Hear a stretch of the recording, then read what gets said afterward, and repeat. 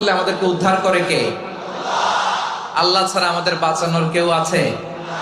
উদ্ধার করার কেউ আছে? রক্ষা করার কেউ আছে? এজন্য বিপদে পড়লে আমরা চাইবো কার কাছে? আমাদের যাই দরকার হোক আমরা ফরিয়াদ করব কার কাছে?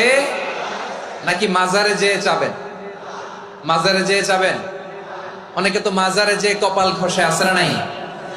মাজারে যেয়ে সন্তান চায়, আছে? মাজারে যে কপাল ঘষে আর সন্তান চায়। আচ্ছা, মাজারে গেলে সন্তান পাওয়া যায়? আচ্ছা, মাজারে না গেলে যদি বাচ্চা না হতো, গরু ছাগলের যে বাচ্চা হয় ওরা কোন মাজারে মানত করে বলেন? কথা কি বুঝতেছেন? এই যে প্রতি বছর গরু ছাগল ভেড়া এগুলো যে বাচ্চা দেয়, এরা কোন মাজারে যে মানত করে? এজন্য চাইতে হবে একজনের কাছে, তিনি কে? আমার প্রিয় পটুয়াখালীবাসী, মাজার জিয়ারত করা সুন্নাহ। আমরা মাজার জিয়ারত করব, আল্লাহ ওয়ালাদের কবরে যাব, আমরা সেখানে যে